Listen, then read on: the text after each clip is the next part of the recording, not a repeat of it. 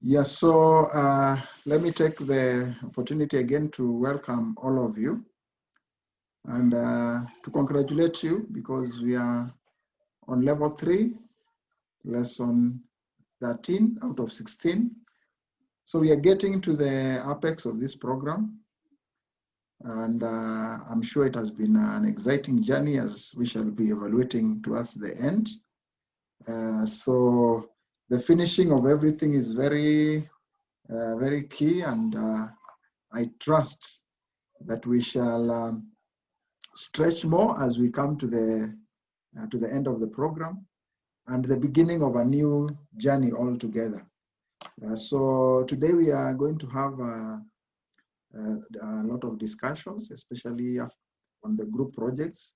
So I trust that you've been able to interact in your groups so that we can share and see how to move on from where you are.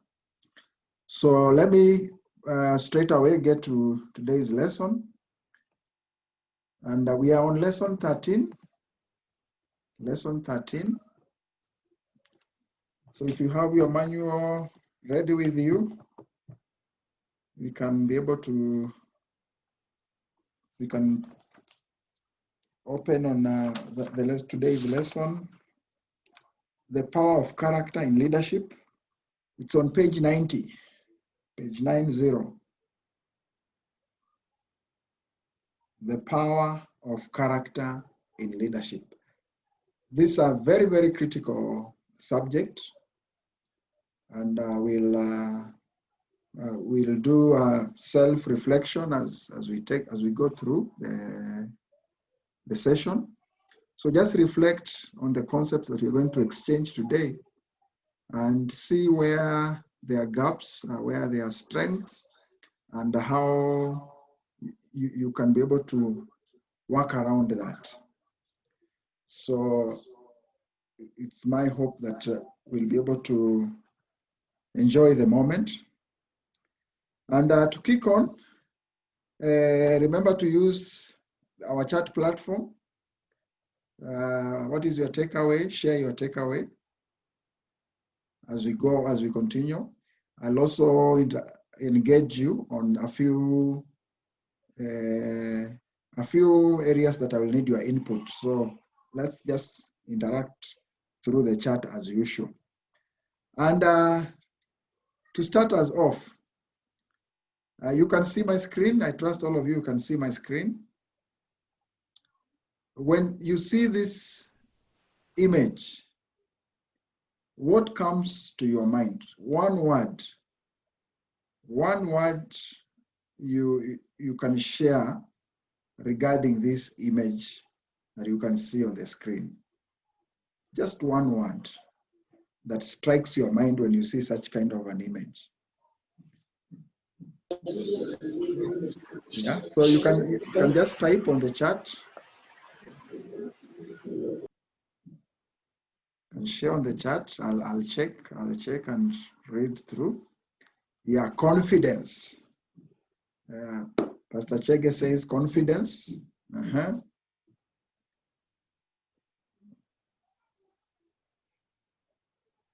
Yeah, confidence.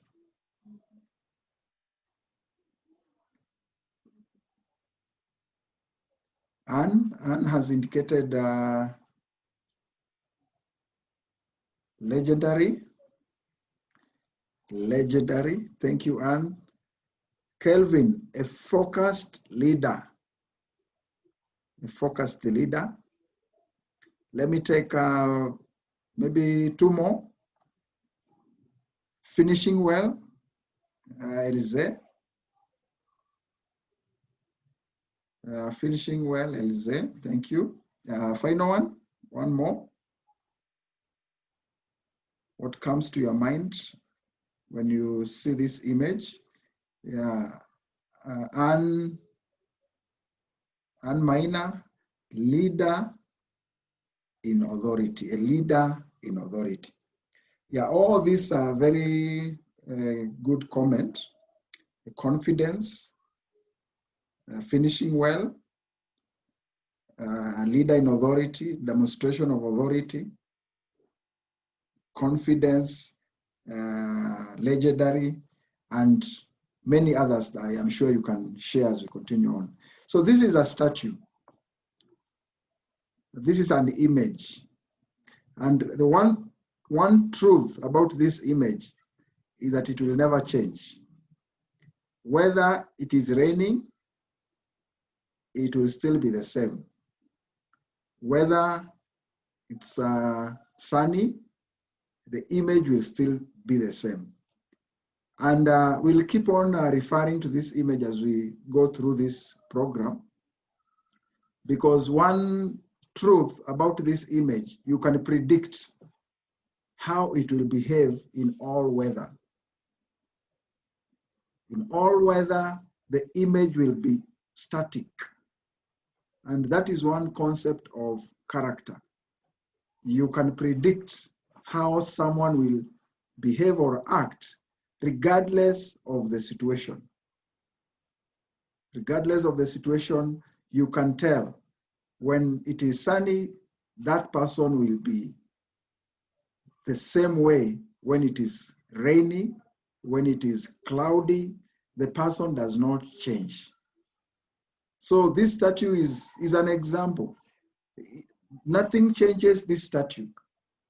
Nothing shifts it. It remains the same way in all kind of situation. And as we go on, let's just have that thought at the back of our mind. And as we share these concepts today and the principles we're going to share on character, keep on reflecting on this image. It will be like our reference point, just to be able to emphasize on the topics and on the principles that we're going to share. So we talked about the 6 I's of leadership and the 1 T. The 6 I's are influence, and we've been dealing with influence all through. Integrity, this is what we are tackling in today. We are on this topic today, integrity. Character falls under this. There are issues of integration.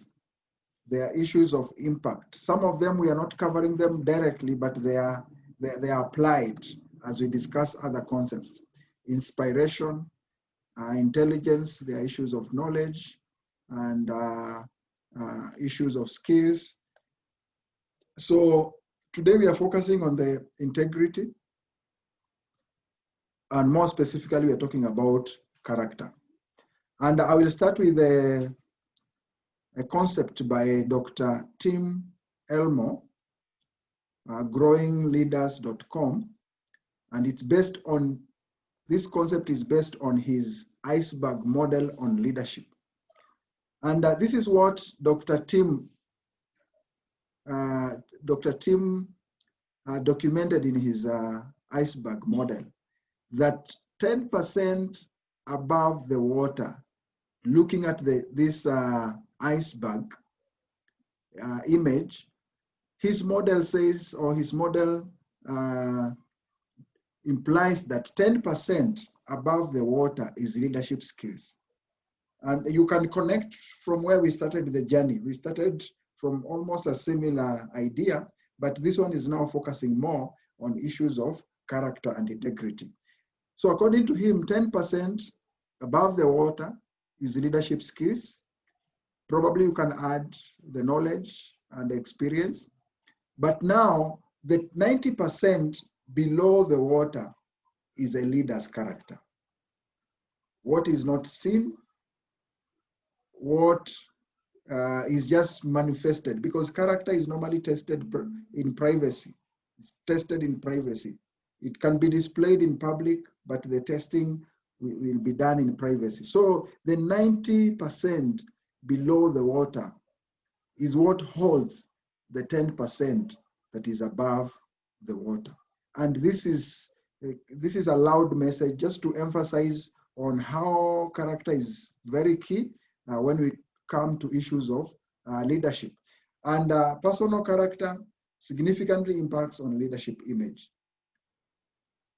So according to him, personal character significantly impacts on a leader's image. reflect on the leaders that we have around us, starting from yourself and many other leaders in different domains, looking at political leadership, looking at spiritual leadership, looking at the business leadership. You will see the strength, and you'll also see quite a lot of weaknesses and gaps here and there, and especially on the topics that we are handling today, because character has a very bigger scope on the issues that we are discussing about. Some of them which seems to be very minor, but they are very critical if we are to say this is a person of character. So personal character significantly impacts on a leader's image. And besides the skills that you have talked about, the knowledge, the traits, and characteristics to become a good leader, character is the foundation, is the backbone of leadership. This is the backbone of leadership, is the foundation of the house. So if a leader, wherever you are leading, what really grounds you and me as a leader, it's this topic that we are discussing today, the concept and the topic of character. So character is the firm foundation stone upon which one must build to win respect. Last time we said respect is not given, it is earned. Just as no worthy building can be erected on a weak foundation, so no lasting reputation worthy of respect can be built on a weak character. R.C. Samsa, this is what he notes, that the foundation is the character. Foundation on which one must build to win respect, it's character. The foundation on which one must build his legacy, it's purely on character. We can achieve great success in diverse ways, in terms of skills, in terms probably even on our leadership styles. And I think we have seen this, leaders who have led very well, but the finishing has not been good. So regardless of how much we achieved, this concept, the weaknesses in this area almost nullifies everything else that we have done. And that is how this topic, that's how loud it is. And no man can climb out beyond the limitation of his own character. In the last analysis, what we communicate or what we are communicates far more eloquently than anything we say or do. So at the end of the day, what amplifies or what minimizes or chokes, let me use that word, chokes our voice is the character. So the character can amplify one's words, it can add weight, or the lack of it can cancel what we are saying. I remember sharing a story in one of the forums that I participated, and is one man who is well known in terms of the great work he has done in the church work, Dr. Yong Cho. And this man now is old, he's a bit weak, he doesn't say much, he doesn't talk much. But I remember in that conference, there were so many speakers, but for him, he just spoke for less than 10 minutes. And whatever he said in less than 10 minutes was very loud. And everyone wanted to capture those few words that he was saying. The media, the leaders who are there, everybody, the whole was quiet, total silence. And everybody was writing something just to be able to capture whatever this man was saying. And one thing struck me is that this man did not speak for more than 10 minutes, but every word he said was very loud. Yeah, other speakers came and they had whole 1 hour and they said a lot, but we kept on remembering what Dr. Yong Cho said. So at the end of it all, our life will be speaking louder than what we say. The weight will come from the lifestyle that we have lived. And that's why it's very important to just engage on such kind of discussions so that we can be able to see how do we strengthen, if there are any areas to be strengthened, and how to maybe take caution where we feel we need to take more caution, because we understand the impact on the impact that issues of character plays in our leadership. So good character is more to be praised than outstanding talent. Talent is good. Talent will take us to some level, but what will ground us and what will sustain the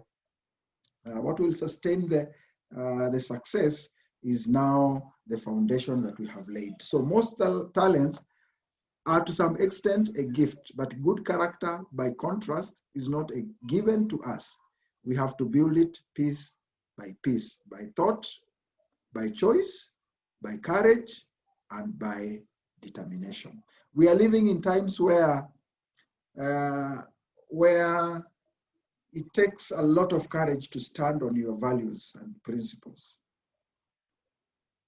Yeah, a simple thing like driving and driving right, it takes a lot of courage to say, I will remain on the right lane regardless of what happens.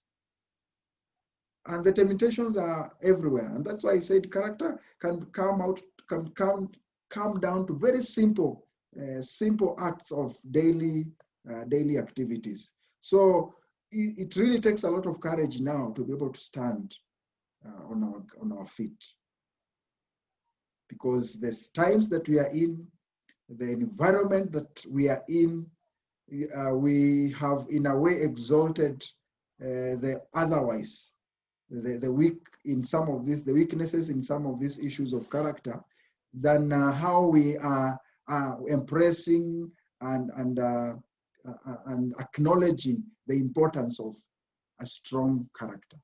And therefore, very small aspect, very small, what might appear like small acts, but they will be testing us. They will be putting us into temptation. I remember the story of Nelson Mandela in the jail, and I'm sure when he was in jail, he would have accepted some offer and just given up and probably lived a good life, be taken care of, be given security, be given a good job, and forfeit the battle, forfeit the freedom fight.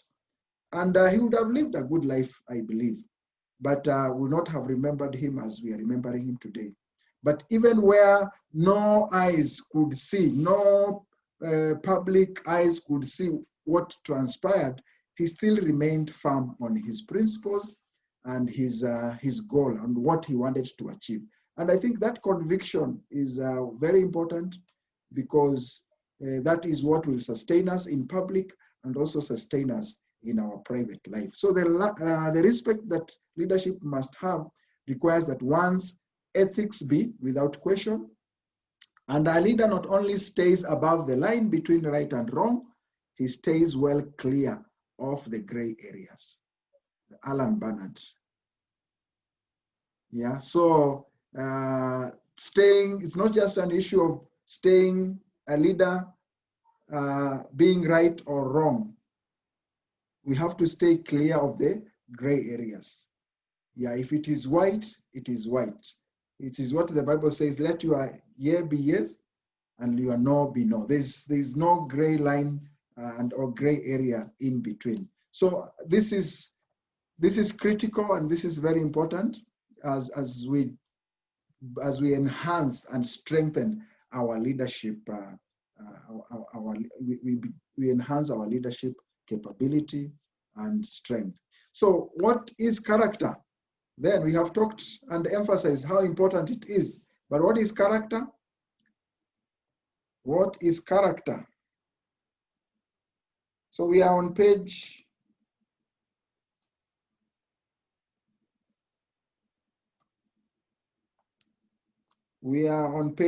91. What is character? Character is having the inner strength. The missing word there is strength. Page 91. What is character? Character is having the inner strength to be truthful and trustworthy, acting justly and honorably, and being consistent in words and actions. So the idea here and the emphasis here is the inner strength. The inner strength. Yeah, so what to be in sync with what I say and what I do. That synchronization of those two, that is what brings character. Character or integrity, it's about being one. It's about being one. It's about being the same. The same. You remember the statue being the same. When it's raining, the statue is still seated as we saw, and nothing makes it to change. So it still remains as it is. When it's shiny, when it's raining, in whatever weather, it is still the same. So it's being one. It's being one. It's ensuring that your inner strength and the inner person is the same person that is seen on the outer world. That consistency of words and actions. Yeah, so a leader of character is fixed and predictable in every circumstance. A leader of character is unchanging in values and principle. Very important aspect is being fixed. Being fixed. The statue that we looked at is fixed and is predictable. You don't need to look at that statue to predict how it will be behaving or looking like in different seasons. So that is to mean in whatever environment a leader of character is, you can predict. When they go behind the curtains, when they get into the boardroom, they won't change. They won't change their stand, and they will still be the same people. We can predict. Yeah. So just think about if we develop some good and we grow up, or we bring up children of strong character. When they go out, probably they are in another country studying, you can be comfortable here. You are in Kenya and the child is in US, you can be comfortable. You can predict how that child will be behaving because of what you instilled in that child. Yeah, so a leader of character, you can predict wherever they are. I'm sure that leader will be speaking for us because we know him and he doesn't change, or we know her and she doesn't change. When she says no, it is no. Yeah, so a leader of character is unchanging in values and principle. What is character? Character is commitment to a set of values, standards, and principles without compromise or wavering. Organizations have values. They have values, and that is what values are supposed to, that is the role of values. They're supposed to predict how that organization is supposed to serve, is supposed to act, and these are the issues that we're supposed to see being displayed by every person in that organization. They bind everyone together. So if we talk about being transparent, then each and every person of the organization is able to embrace that, and we can be able to attest and experience it across the entire organization. So a leader's philosophy informs a leader's belief system. Your philosophy informs your belief system. Belief system produces values. Values produce morals. Morals inform ethics, and ethics produce character. Character becomes a lifestyle. Character becomes a lifestyle. So what we believe, or the knowledge, what we call the philosophy, will inform what we believe about leadership and probably what we believe about the people that we are leading. So the belief system, and then the belief system will produce what are our values. So it informs our values, and our values will produce our morals, and moral informs our ethics, and our ethics will produce our character, and then our character becomes our lifestyle.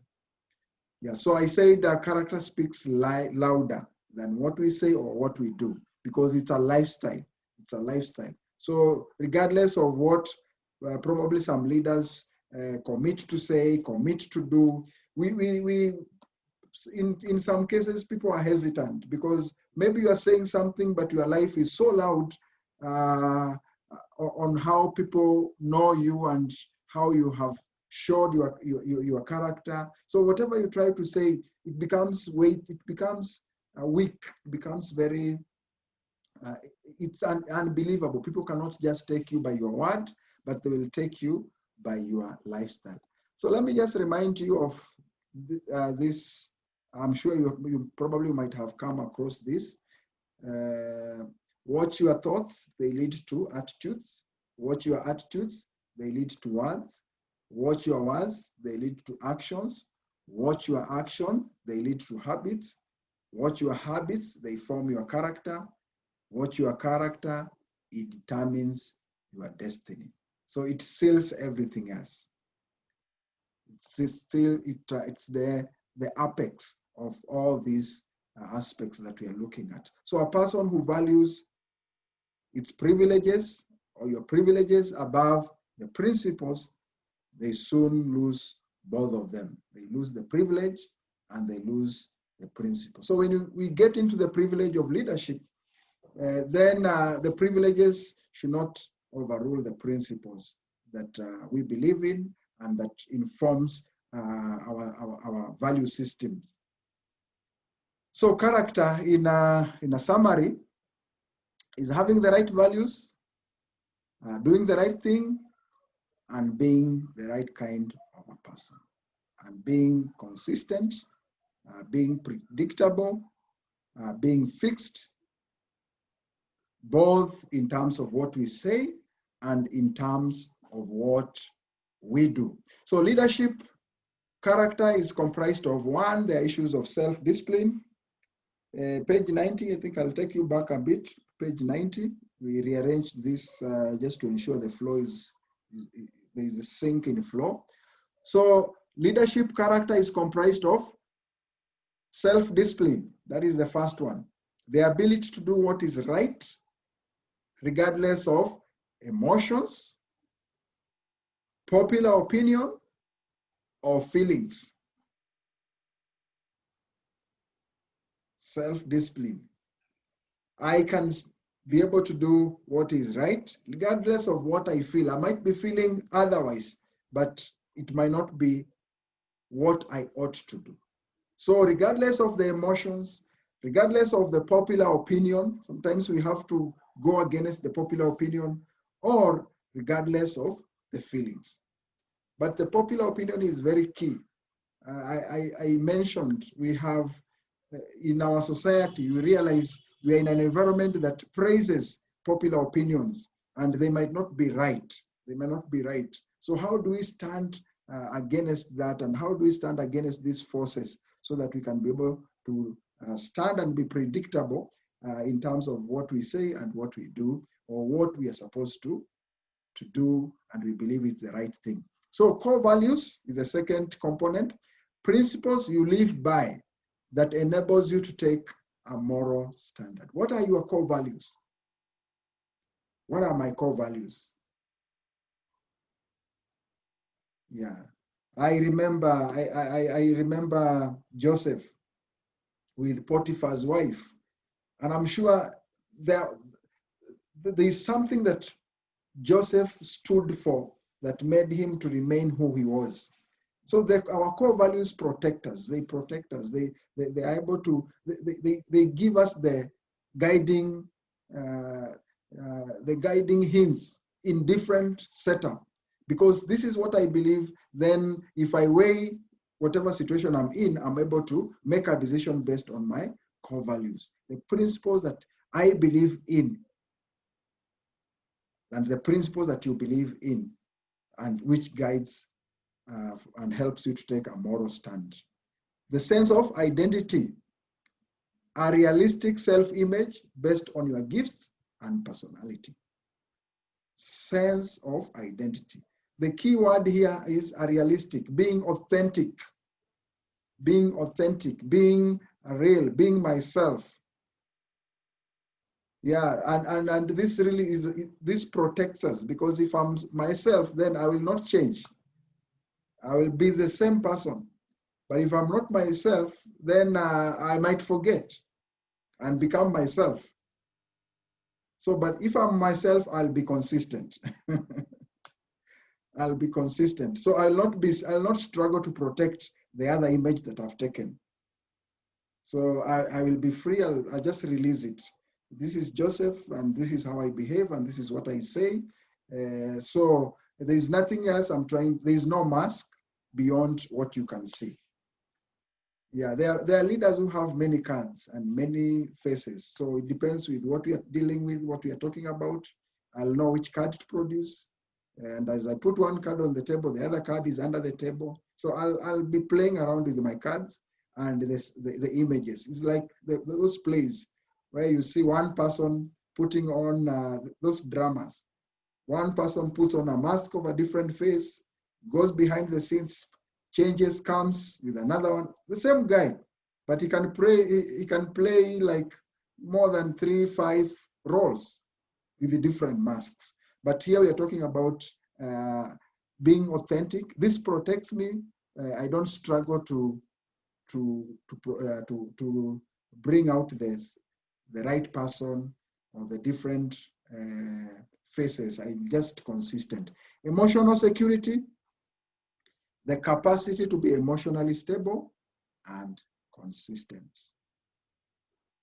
Your skill may get you to the top, but it's your character that will keep you there. As leaders, I'm sure as we lead, we get a lot of attention, we get a lot of influence around us.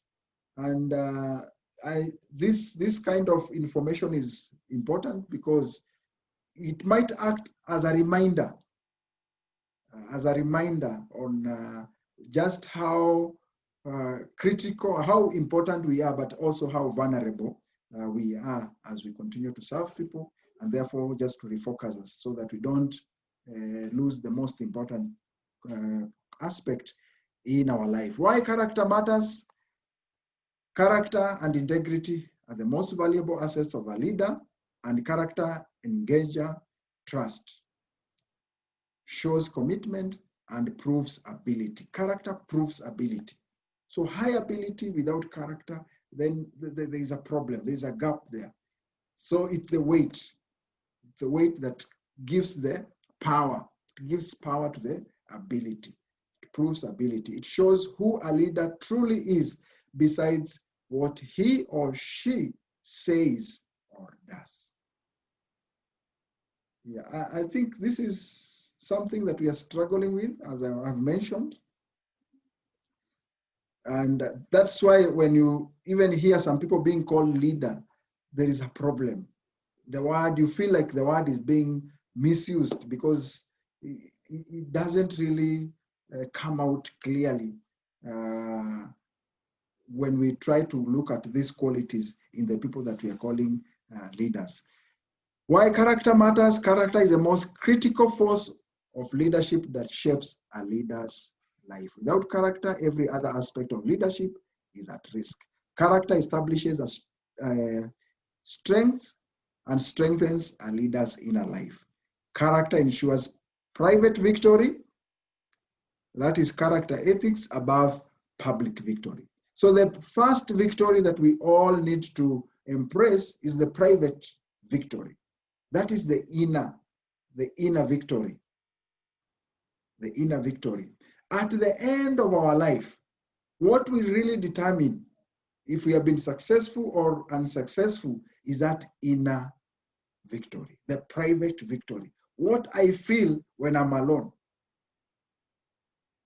What I feel probably in those last days when I cannot do anymore, and I'm just probably resting there on that bed, the journey, reflecting on how the journey has been. That will be the true victory. That will be the true success. All these other things we talk about as success, they might look like success to the public, but to you as an individual, that still small voice, that is the true victory that we all enjoy.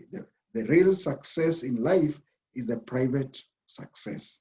And that is that feeling. And the force behind that is character. The force behind that is character, because a leader of character is a strategy in society, is a pillar in society. So character protects a leader's life, leadership, purpose, vision, and legacy, and also reinforces the impact. Reinforces the impact. Why character matters? Character confirms a leader's words, deeds, actions, and legacy. Character safeguards the well-being of those under the authority and influence of a leader. Why? Because character inhibits a leader from hurting those around him. Yeah. So if a leader loses character, then there is a danger even around the people that we are leading. We can hurt them very, very easily. We can use them very easily. They can be the ladder instead of us providing the ladder for them to climb up to success and to optimizing their potential. This is where leaders now turn around and they start using people intentionally. You know, it becomes a strategy where leaders are able to use other people.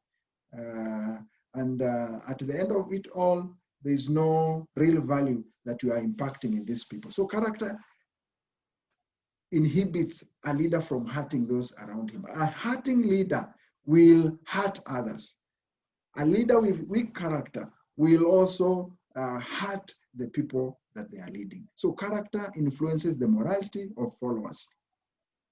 Character preserves the longevity of our leadership.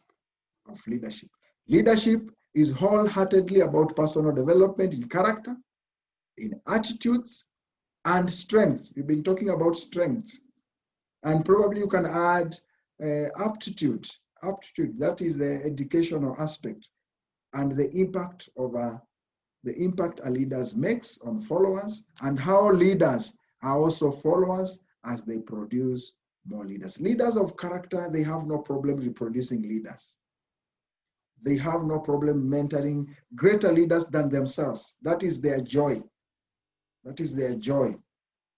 They feel that they have a duty to celebrate the success of other leaders that they are bringing up. Some leadership principles on character.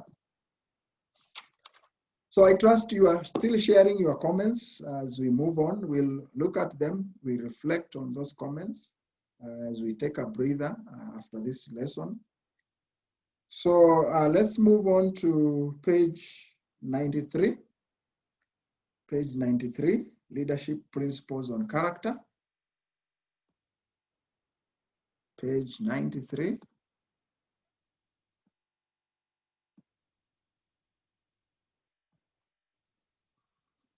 Page 93. Collins, good to see you today. We missed you last week.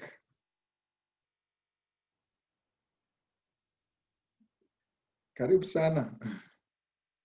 So leadership principles on character.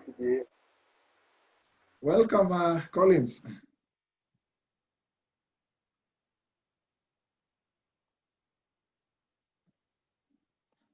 Okay, so what are some leadership principles on character? Character is foundation of true success in leadership. And not just in leadership, but in life. I think I've alluded to that by talking about private success, private victory versus public success or public victory. So it's the foundation of true success in leadership. Character protects a leader's potential, charisma, gift, and talent. Just like a summary on what we have talked about. And character qualifies a leader's consistency and predictability. Predictability. Character gives weight to a leader's communication. Character attracts trust and loyalty. Trust and loyalty. People can be loyal to you because they feel you have the best interest at heart. Character self-imposes discipline and conviction. It self-imposes discipline and conviction. Character integrates words, deeds, and action. It's able to make them one. Character reinforces strategy. Can have great strategy, but those strategies, they can only be reinforced by a person of character. There are people with great strategies, but the life they are living nullifies the strategies. So character is tested in privacy. And remember the story of Joseph in privacy. That is where character is tested. Character amplifies power, and character protects a leader's vision. So, as we reflect today, as we reflect on what we are discussing about character, I just want to pose this question.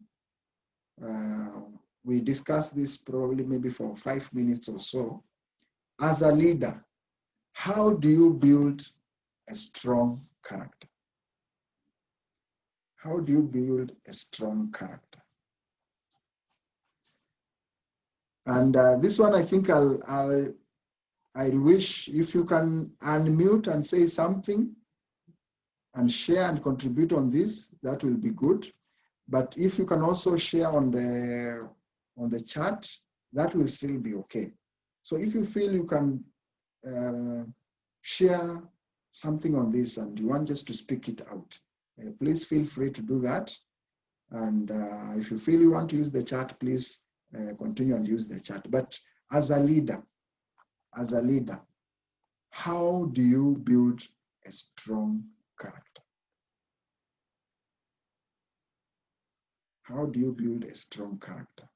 We have talked the importance of character, but how do we build a strong character as leaders? So I don't know, Pastor Kahinde, I don't know if you have something you can mention as others prepare also to contribute on this. Thank you very much. I think I'll just go straight to the comments that have been put on the chat, even as others are releasing them and writing others. One says, character is what keeps you up there. If you lose it, no matter where you have been or what you have done, if it's questionable, it goes down with everything. So guard your character very well. That's well captured there. Someone says character is self-discipline. What we do in private defines who we are. What we do in private defines who we are. Correctly put there. Out there we do it for the show, but when we are alone, now the real us comes through. Then somebody says, weak character wipes away any other positive gain that a leader makes. And finally, the last comment here says, a leader of character does not live with what is popular or popular waves, but by principle. If you do what is a popular wave, then your character is questionable. At least so far, those are the comments. I think the others have not written, so I'll just keep quiet and let somebody unmute and speak up. So please just unmute and speak up. Oh, they were waiting for me to say that, and then they come. They have come, very many of them. Now let me look for them from where I was. Okay, confidence build strong character. Yes, I think now these are, you asked as a leader, how do you build a strong character? So confidence, somebody said confidence builds character. Then someone says character is built by identifying someone to look up to. Somebody with the principles, a mentor of sorts, like to choose Jesus Christ and try to emulate his character. That's Collins. And senior citizen says, to build a strong character, develop a set of core values and do all it takes to live by them. So have some core values and let them guide you and keep them. Do all that it takes to keep them. And Pastor Rosina says, how do we build a strong character? Or how we build a strong character is through having the right values and doing the right things. I think they're in the same thoughts with Chege Kamau. Kevin, how to build a strong character says, I can say that according to Hebrews 5:14, I think I have very many preachers here. Solid food is for the mature, who by constant use have trained themselves to distinguish good from evil. I think, Kevin, you will unmute and explain this because I can't explain it. It says character is built by having a positive attitude. Keep your attitude positive. Claude says to build a strong character is to be you, not to hide who you are. To build a strong character is just to be yourself and not try to hide who you are. So Kevin, please just unmute and then in a minute unpack this one for us.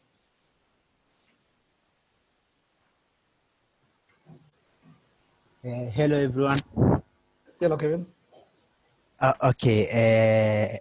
As according to Hebrews 5:14, solid food is for the mature, who by constant use have trained. The key word is training yourself to distinguish good from evil.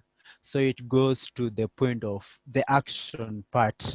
When you are alone, wherever you are, like putting to action the words that you know, the truth that you know, instead of just ignoring or just procrastinating the values that you have set for yourself. Is all about training yourself to do the right thing.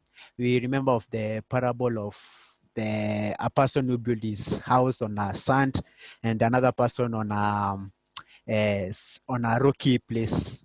The person who builds the person who builds his house on a rocky place, he said, as the person who hears the word and puts them into actions. Yeah, that's what I can say. Thank you. Thank you very much. At least train yourself to build that character. Thank you. Thank you. Chairman, over to you.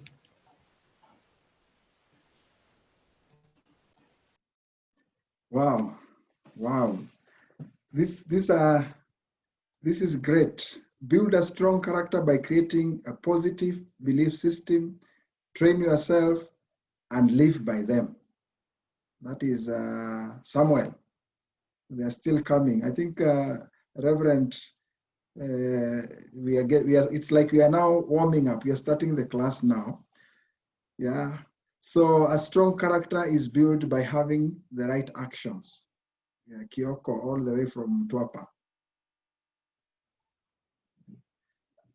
Yeah, I think your inputs are really very, they're very weighty and also very fresh and very authentic The greatest gap is the gap between what we know and what we do. And that is where the challenge is. The greatest gap is the gap between what we know and what we do. And even what we are learning today might not be new, but it might act like as a reminder and just probably amplify the importance of the topic that we are discussing today. So I sampled a few. I just came up with a few strategies on how to build character, just in line with what you have shared. So I'll just display a few of them. So how do you build strong character? Be yourself, that is, be authentic. You know, one thing with a life of character is that it makes life simple, simplifies life. There is no struggle in being in life. Yeah, you remember I talked about the mask. If there are masks, then there are struggles because you don't know which mask to wear when, which one to remove when. And therefore you have to play the game throughout. So it's like one lie can lead to another lie and leads to another one. So it's the same concept. Yeah, so be authentic, be yourself. 2, do a cost analysis, cost benefit analysis. Yeah, and I think that one, just remember the story of Joseph and Potiphar's wife. It's a cost benefit analysis. What is the cost? What is the benefit? So you analyze that, and then you're able to take the right decision. It's like, I have my vision, and here there is a trap. So do I pursue the vision, or do I fall into the trap? And what are the cost benefit analysis? Quickly, you're able to look at this and make a quick decision. Commit to values and principles. This one you have talked about it, and it has come out very clear in your contribution. Honesty and courage. I talked about courage. We are living in times when to stand out and be authentic and commit to values and principles will take a lot of courage. Will take a lot of, take one to be honest. Yeah. And then very important, be intentional. Be intentional in your growth. You have mentioned issues of training. Train yourself. Train yourself. There are habits. To build a habit takes time. And if you have to build a new habit, then it has to be replaced by another habit. So if there's a habit I need to deal with, I need to replace that habit by building another habit. There are people, there are theories that talk about 21 days. It takes 21 days to build a habit. I think others talk about 41 days, others 60, depending with what area you are focusing on. So if I have to adopt a new habit, then it means I have to, if I have to replace a habit, I have to build a new habit. I have to replace, so that whatever space was taken by what I was engaging in, which I feel I need to change, then has to be replaced. So these are just a few of them, in addition to what you have shared. But let me take you, as we conclude this session, let me take you to page 97. Page 97. Let's go to page 97.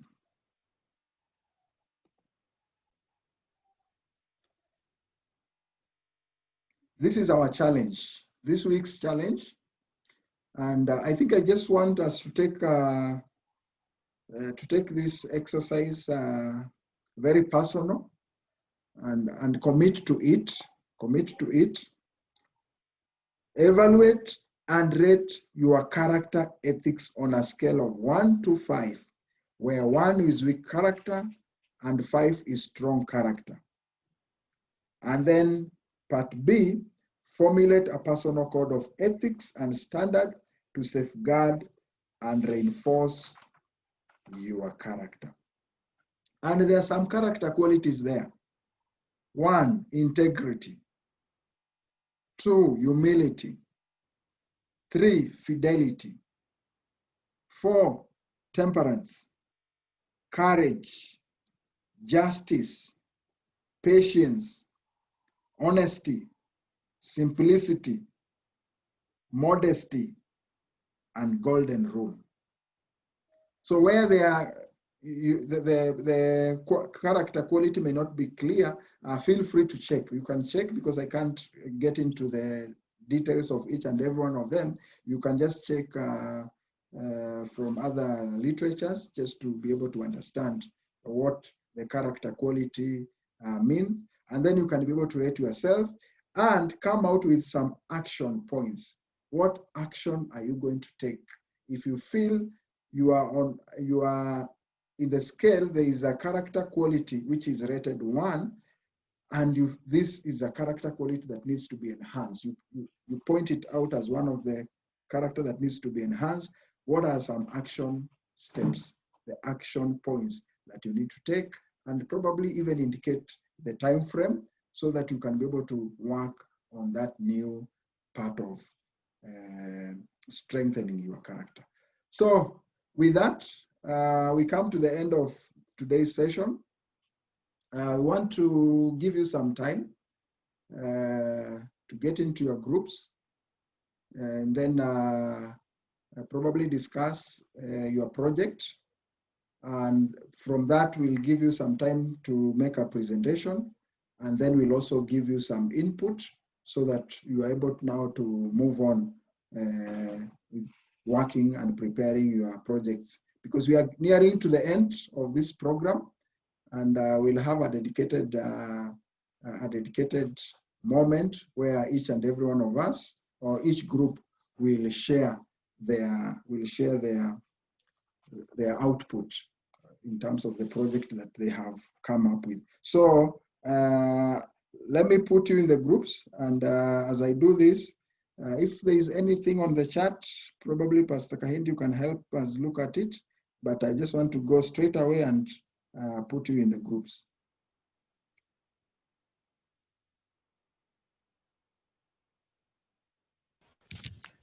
New in the chat, nothing new. I think people have been working on their project proposals more than even writing on the chat. So just put us in the group, and we are raring to go.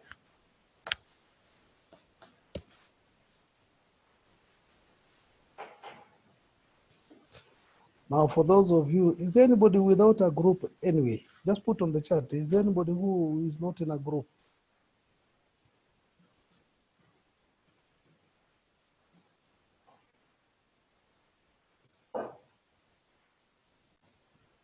Claudia, you're saying please the page of network. Claudia, if you can elaborate on that.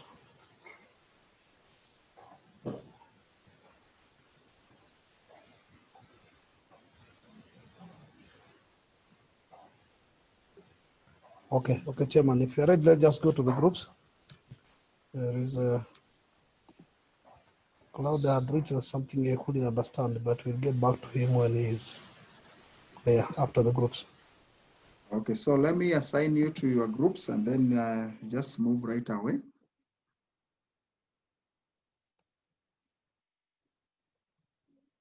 Just a minute, we'll be done with this. I see some groups, you're very few today, so maybe just discuss and see how to go about it.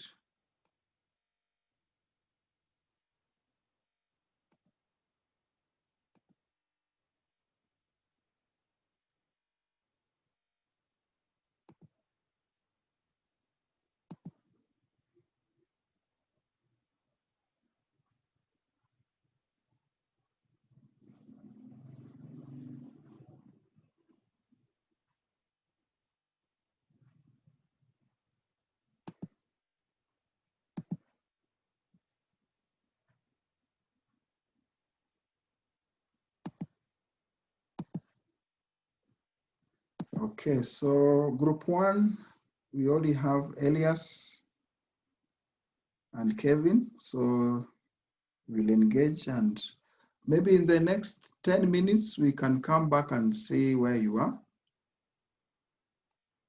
And then we make a brief presentation. So all the best as you discuss. So just join your group and continue with the discussions.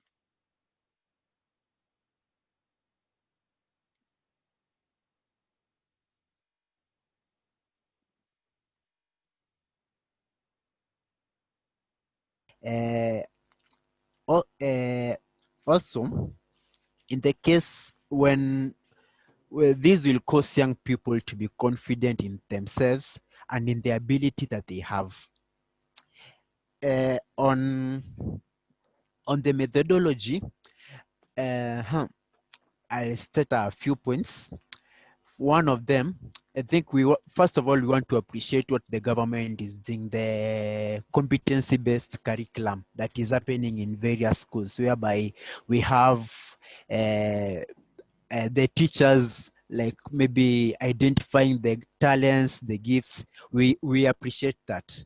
But then we also want to, maybe we have a mass curriculum that should be in every school, from the lower level and even in the high schools and even in the tertiary educations, in the tertiary institutions, where it is just focused on mentorship and coaching, about identifying the purpose in life for these young children. And another one, another point is the follow-up. When we mentor these people, there's a point we said on, when let's say a young person who has graduated, this person is on the pressure of getting a job, doing this and this, and maybe some they haven't done it. So we do a follow-up method of the children, the young people who graduate. We go after them, we mentor them, we finance them. Like, we just don't let them just go like that. Huh? We after they graduate, maybe we were talking of, maybe the church can also come in and maybe form a group like called influencers, maybe how to influence them on how to maybe on their gifts, on how to do business, things like those. So that is just a few of what we discussed. Thank you so much. Wow. I don't know if we shall do this or we shall do this, but well done. Well done, Kevin. You deserve a clap. Yeah, I can see the digital clappers have also clapped. Thank you so much. Thank you, Elias and Kevin. Any input from any participant? Okay, I can see Pastor Chege has raised his hand. Please proceed. Wow, there's a lot of hands already. Oh, is it for contribution or clapping? I think it was clapping. Yeah, so any input, any comment, any observation for this team?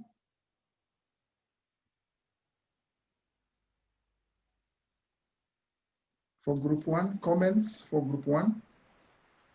I think we'll be a bit quicker because we are limited on time. Well, mine, I'll say well done. That's nice progress over there. I think maybe at the end of the presentation, we'll give a more elaborate format, which will be easier. You just transfer those things and they fall into the different sub topics and the issues to deal with. So it will really assist you to come up with conclude the project, or so to say. Also, I see Chedikamo has requested for us to share screen. Try to make that presentation in a way that you can share, so as you go through it, you explain we will be seeing for next Thursday.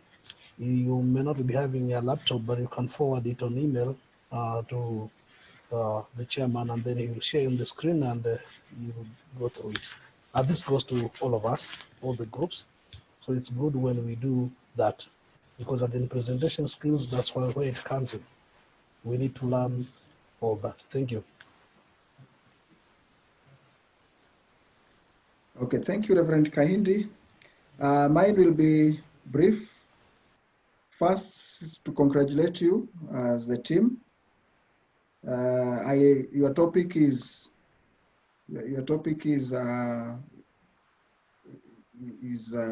let me say current, and it needs to be addressed. It's an issue that requires a lot of attention. So please work around your background, and your backgrounds needs to come out with probably some statistics just to support whatever you are mentioned, especially on the gap.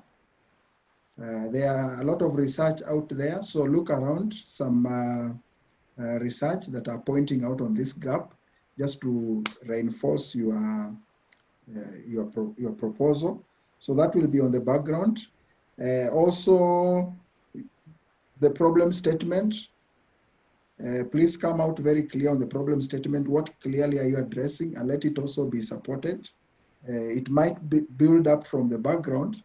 Then you might just do as a problem statement based on already what you have researched from your background research. So let the problem be very clear. And I think for all the groups, let's also try to be maybe not so broad, because we need to address all the aspects that we are mentioning here.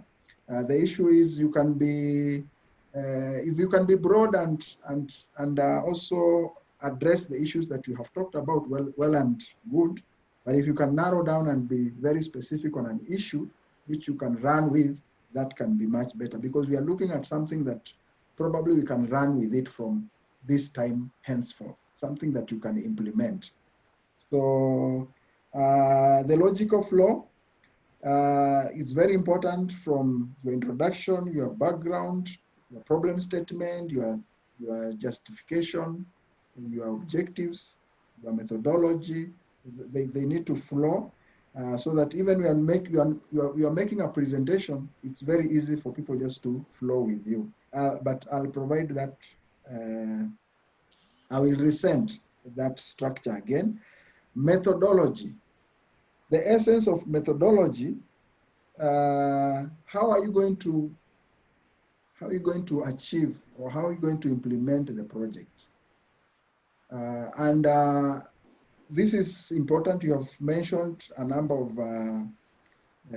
you've mentioned CBC, you've mentioned some stakeholders engagement, but we can look at, last time I mentioned about probably adopting a very simple tool like a SWOT analysis, just to identify, to help you point out the strength in that domain, the weaknesses, and also maybe the opportunities that you can see.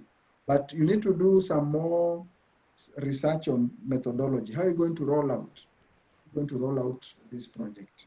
So get deeper now into the methodology so that we are able now to build from there. But next time we are presenting, we'll require you to have it on the screen so that others can be able to follow clearly. Yeah, so let's build from the comments of others also. We'll continue giving comments as the other groups present. Otherwise, well done and keep up. Let's move to group 2. Group 2, we have Collins in group 2, we have Cloud, we have Pastor Rosina, and we have Annie Gitao. And I want to congratulate this group. I think all of them are present. Yeah, all of them are present. From here, we'll also want us to work close in our groups, and maybe just to also ensure that we are all in attendance so that we maximize the opportunity. Group 2. Proceed. Greetings, everyone. Thank you. Congratulations first to Group 2. You are all here. Receive all the congratulations that have been passed on to you.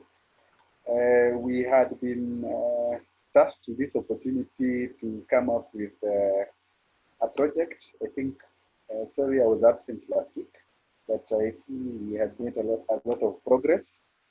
We have our topic, which is the development of sustainable feeding program to improve social well-being of our community in Kayole region. So with that, we came up with a few objectives that we needed to address. One of them was to identify the need in our society, that is to come up with ways to raise money, buy foodstuff, which will go towards ensuring that we improve our food sustainability. We had another objective that was to involve and assist communities in high-risk areas to identify their food and nutrition problems and implement appropriate interventions to address their problems. Then we wanted also to identify those particular needy people in our community and come up with ways to cater for their needs. And mostly this time we're focusing on the food sustainability. So we wanted to at least try and reduce the starvation or lack of food or malnutrition for the kids, for the general population, say by about 5%.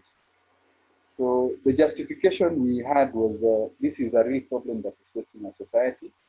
We cannot assume that everybody, because they're able to sit in our tables, that everybody is able to do so. So that is our major justification for the same, that we need to identify those people, find a way to provide food sustainably, or help them to find a way to provide food for themselves. So as to the methodology, we are banking on our church because most people will be attending church, say on Sundays or Mondays or whichever days that they will be attending. And we would find a church and task a leader in a church to identify for us the people who are in dire need of food stuff, and then we would take up that list of people and assist to come up with food for them to take or ways for them to get food for themselves. And then the other point is random surveys. For example, you can just visit people, and from visiting people, you're able to see that maybe this person is in a bad situation in life and they need support, and then you can assist them as such. So with those few remarks, that is what we're able to come up with. We're still engaging, and we hope that next time we will come up with a complete, more complete and bulk presentation. So thank you to my group mates for the group discussions that we've had so far. Thank you. Okay, congratulations, group 2. Let's give them a clap if you can do the digital, if you can do the digital and any other. Thank you so much for your presentation. Let me take some comments from the team. Any comment? Any comment?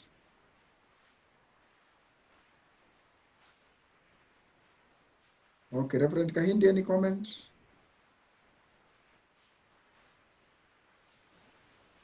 Just to congratulate the group for the progress you've made, and also for being here, all of you.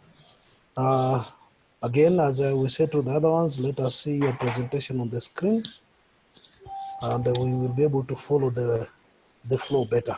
Thank you. Okay. Group 2, I like your topic also, and I think we are addressing critical need in society, which is very important. I like the flow of your objectives. They are building up. So that is important. Reduce, is it starvation by 5%? Okay, Collins has, but I will still have Anne and the others. So just Anne or Pastor Rosina will note on this. When you're talking about reduce the starvation by 5%, now we are getting into some form of statistics. So how are you going to measure this? This is something that might require maybe some analysis to be done. So I don't know how do you work around this? Oh, Collins, you're still there. Yeah, I think with the current situation that we're in, we're able to get figures from the Kenya National Bureau of Statistics as to the level of, say, malnutrition or lack of food in a certain locality. So maybe we can try and work with that. Okay, okay. That can be one of the documents you can cite in your background, just to give weight to your proposal. Because you are working in line, and that can help you to point out that there is a need which has already been identified by other by other reports, and therefore you're just trying to build in filling that gap. Yeah, so you can cite that in your background, and also probably you can see what other aspects you might borrow from that. And methodology, you settle on the best that you can use. You've mentioned a number of them, random surveys. You've talked about, probably I can call it focus discussions. So see what can work well for you in this period of COVID-19. I'm sure online surveys might be much better. You can have a targeted group. Even if you are to start with a particular sample and just focus on a survey on a particular sample, and then you can make some inferences on how do you now, estimate on a large scale the results that you get from that sample. So just settle on one, because we don't have a lot of time. So you just need to focus probably on one methodology and follow it all through until the end of this. Because if you need to do a survey, then we need to do it to start as soon as possible and analyze the results and make your analyze the surveys, the results, and make your recommendation as you work on other components of the research. So otherwise, that is well done. Document, prepare your paper so that next week, now we'll be able to give a more in-depth analysis, picking up from where we are, moving on. Otherwise, well done and keep up. Let's move to group three. Group three, I think for today we had Kyoko, Nelson, Cornelius was in. I think probably maybe he had a challenge with the network, but Kyoko and Nelson, please proceed. Hello, everyone. Good evening. I trust you can hear me all the way from Mombasa, and I believe you will experience the sea breeze as I bring the presentation. Now, our project is food production in arid and semi-arid areas. After doing our research, we found that people die after a certain time due to lack of food in these areas. And therefore, we have come up with this project whereby whose main objective is to, first, we need to construct dams in these areas to enhance the availability of water, which will enable us to conduct, to have agriculture done there. And the other objective is to save human lives through food production. How are we going to do this? We have come up, or we are making a CBO or an NGO. Then through this NGO, we shall acquire finances. And these finances will enable us to construct dams. We will write proposals to the Ministry of Agriculture and other stakeholders so that we'll get some money to enable us to start this program. And of course, we have handled the where. The where is the arid and semi-arid areas. And the methodology, we have touched part of it up to that point. Yes, back to you, Joseph. Okay, group 3.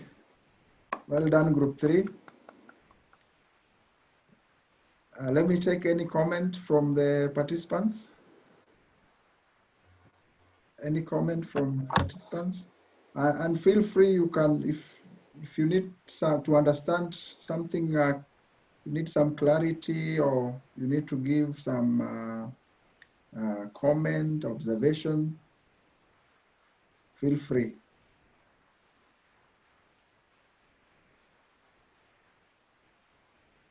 Okay, let me take it for now. There is none. So group 3, food production in arid and semi-arid areas. You are addressing the lack of food. The objectives, you're looking at construction of dams, save human life through food production, and acquire, you do this through acquiring finances. So I don't know if your project is too broad. Maybe you might need to think about that. Also, because we are looking at something that can grow. This can be the big picture. But where can we start so that we grow gradually towards that? So I'm just jogging your mind so that you look at it and try to reevaluate and see if there are other, because when you're talking about, there are issues of dam, there are issues of, I'm sure the dams are for production of food, if I'm right, Mr. Kyoko. Is it right? Yes, the dams will enable us to have water. Yes, Yeah. yes. Yeah. So the big picture is very clear and is very good,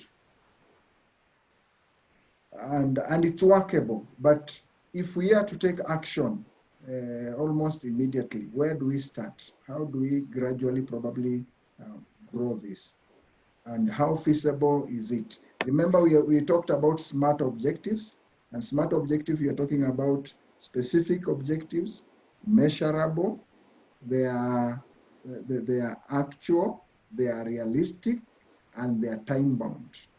Yeah, SMART objectives, specific, measurable, they are actual, they are realistic, and they are time bound. So sit down again, reevaluate that, looking at that criteria for SMART objectives, and then just jog your mind around.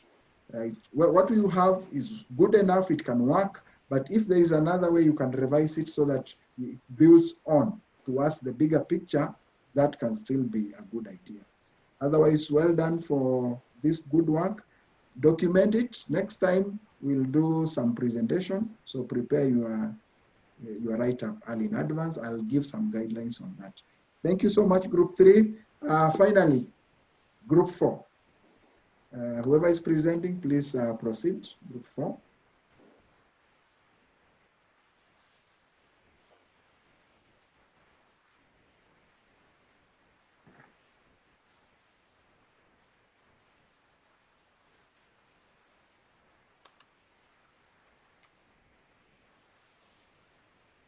Okay, Group 4, you can unmute and continue.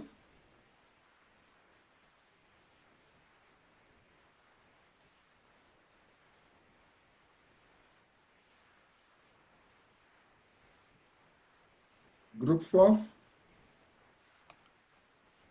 please unmute and continue. We can see your screen. We can see your write-up. Yeah, thank you. I was saying only 2 of us are in today. I think 3 others have other engagements. And we want to examine the effect of the use of social media on the youth's job performance. And we want to do this in selected service sectors within Nairobi.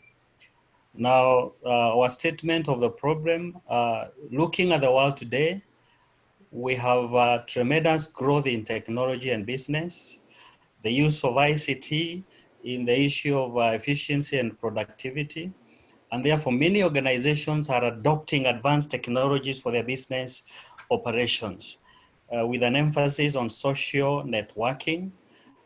Since our focus is on social media, we're going to focus on the use of unrestricted social media. And according to Avantis, when we are talking about social media for this study, we are referring to a group of various applications and websites that allow users to use information or data over social networks without any barriers on time or which applications they can over a network. And it is no doubt that social media has plenty of advantages because it provides a platform to enhance communication and information sharing. However, with these benefits, as Herais argues, the increased adoption of technology in the work environment comes with a lot of other challenges that affect an organization productivity in one way or another. Now, turning to social media, there is a growing concern over its negative effects when it is unrestricted, especially among the youth. And it is increasingly being blamed for reduced productivity among employees who spend a lot of time online. In fact, some people now consider it as time-wasting opportunity and a part of security trapping. We are citing those two writers. Now, coming to Nairobi, we have unconfirmed reports that indicate in some of the workplaces, a majority of the youth spend even more than 5 hours on social media per day, and this is done in the guise of searching for useful information to boost productivity. However, most of this time is spent on personal issues, and this translates into reduced productivity time for organizations with an effect on revenues and profitability. Now, in spite of this worrying trend, it is apparent that many organizations have not developed the requisite guidelines for the use of social media at the workplace. There is also very little information on what measures can be taken to reduce the high workplace social media use. And for us, it is in this foregoing context that our study questions are anchored. We are asking three questions. What is the impact of social media use on productivity of the youth in workplaces? And what is the nexus between the use of social media and the youth productivity at the workplace? And the third question, what guiding frameworks are there to deal with the risks that social media used by the youth pose at the workplace? The study seeks to answer these questions by pursuing three main objectives. One, examine and analyze the factors contributing to reduced productivity by the youth in workplaces. Two, examine and analyze the link between increased use of social media by the youth and work performance. And three, propose an outline for social media use framework at the workplace. Our justification, the increased use of advanced technology has been acknowledged as critical in boosting production at the workplace. Many organizations, however, have not been able to come up with a comprehensive operational framework to deal with the use of social media. Our study, therefore, by responding to the three questions, will bring to the fore the impact of social media on the youth's productivity at the workplace. And because this is a class from an academic point of view, we are hoping that the response to these three questions would add value to the already existing literature on employee productivity and provide a framework for further research. It is also hoped that the study would assist policymakers in the selected service sectors in considering our preferred suggestions that could address some of the issues raised. Now, to do this, we are going to employ a qualitative approach to explore the link between unregulated use of social media by the youth at the workplace and their productivity. We're going to rely on data collected through primary and secondary sources with a strong emphasis on the latter in order to supplement information that we are going to gather through personal interviews. The secondary data will be collected from various books on employee productivity and the use of technology in driving business, from journals, previous research papers, magazines, newspapers, and articles on the subject. The primary data will be collected through select interviews with HR managers in the selected service sectors in Nairobi. And why we are doing this, we believe that the HR managers are the core actors in employee productivity issues, and therefore will be able to provide up-to-date information. And time allowing, we are going to analyze our data using qualitative approaches. Thank you, Chair. I submit. Okay, group 4. Can we give a handy clap to group 4? Yeah. Let me take a comment or two. Let me take a comment or two. Well done. Collins says, well done. Thank you, Collins. Any other comment? Good job to group 4. Good job to group 4. Well done, group 4. Well done, group 4. Pastor Kahindi, any comment for group 4? I've done a very nice job. Where we are at this stage, I think they are ahead of us. But now that they're there, I think with that wonderful presentation, they can put in more and more flesh for the remaining of the days and come up with something even better. Thank you. Okay, thank you. Group 4, I think you have raised the bar for yourself. So where you are, as Pastor Kahindi has mentioned, you've already indicated how far you want to fly. So we are having a restricted time, and your research has taken a more academic perspective. But I like the value, because the output or the research will have a lot of value in terms of guiding decision making on this core issue of the use of social media by organizations. So even for me, I may not have a lot of comments for you. The only thing I'll point out, your problem statement, you might need to probably, the input is okay. The input is great with references, supported with the references, but should it be the background or should it be the problem statement? I found it to be more of a background on your research rather than just a problem statement. You have done a lot of good research there. So just think about that. You can give a background and then you just give a simplified problem statement. But otherwise, the research that you have, the work that you have put into this work, into this work so far indicates that you are ready for the task. So the report, I was looking at the value and you have put it clearly. You know, it's not a must that, especially if you take an academic perspective, the value will be the report. The value will be the research, the output. And that aspect of helping. Hapana.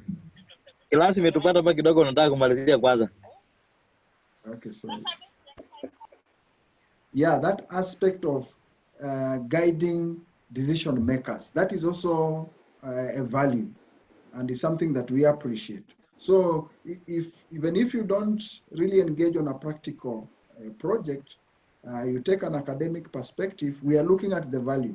And the issue of the value comes out very clear, as you have pointed out, in terms of guiding policymakers on making decision on this critical issue. So for the methodology, there is a lot of work there, as you have pointed out. Primary data, there are issues of personal interviews, maybe with HR managers, Also secondary data, you need to do some literature review. So there, if you want to employ this mixed approach, that will be good enough. But maybe looking at the time that we have, you might need maybe to think how do we approach this, and do we take one methodology and run with it, or do we still use the mixed approach to this? Otherwise, keep up. You're up to the task, and if you continue at this pace within the remaining few weeks, I'm sure you'll be able to come out with an output that will add value and will also help to make sure that social media is used effectively and is also we are able to tap into the power of this tool. You know, the Western country, there are countries that really tap into social media. It guides them on the products they need to make, maybe for a particular continent or for particular countries, because they mine data from social media. So there's a lot of value that comes with it, but we need to engage on such kind of discussions so that we're able to utilize this platform and maximize on its value. Wow, I feel we are flowing. We are eagles. We are up there. We are up there, and we are doing very well. Every group, we are happy with this progress so far. If we push it a bit, the next 4 weeks that are remaining, the outputs and the projects that we'll be having from the groups will be something that will catch the attention of financiers, stakeholders, and probably any other person that we feel or institution that we need to engage through this project. So let's keep up. If we give you some input, one thing I like with the research, when you are provoked, you read more. And when you read more, you learn more. And you become better. So you end up growing, you end up learning more, you end up discovering something that you would not have discovered if you had not been pushed more to read more. So read more, let's research more, let's engage in this more. On Saturday, I met with a team from Cohort 3, and we were discussing on how to set a CBO from their project. So these are serious issues, and they might end up really bringing a lot of value to the society, because our idea and our agenda is how do we transform society? How do we add value? How do we address the challenges that are out there? And it's coming out very clear from the presentation.